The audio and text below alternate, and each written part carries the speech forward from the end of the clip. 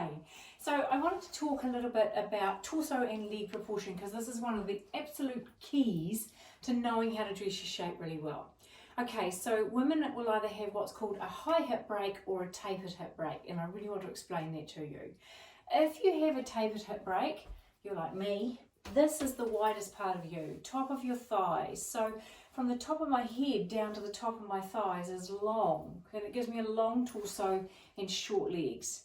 And the opposite of that is women wear, I guess one way to find out is, imagine it's the 29th of December and you've been having tiramisu and pavlova for breakfast for the last 4 days, and you think to yourself, flip, I've really got to rein this in.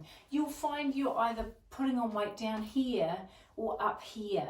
And so for me, it's always down here, and sadly lately a little bit up here too, but always down here. And for a lot of other girls, it's up high. So if you tend to be wider here and straight through here, and you don't have that curve out, you've got what's called a high hip break, because your visual hip is higher. Whereas if it tends to be all down here, your visual hip is a tapered hip break, so it's lower. So the girls with a tapered hip break tend to have a longer torso, and the girls with a high hip break tend to have a shorter torso.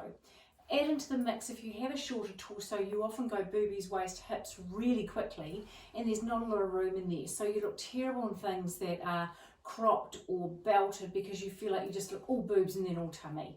So some keys about dressing your torso and your leg proportion is to make sure you have your jackets and belts and waist definition where it needs to be. And I've grabbed a little belt here, I've got my dolly.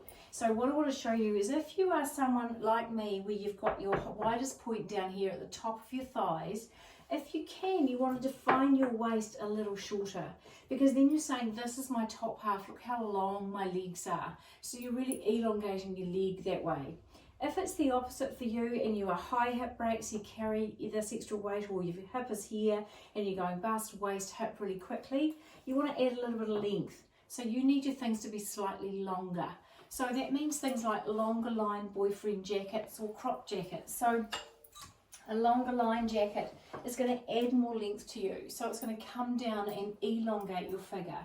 Whereas a little cropped jacket is going to say, hey, this is my top half, look how long my bottom half is.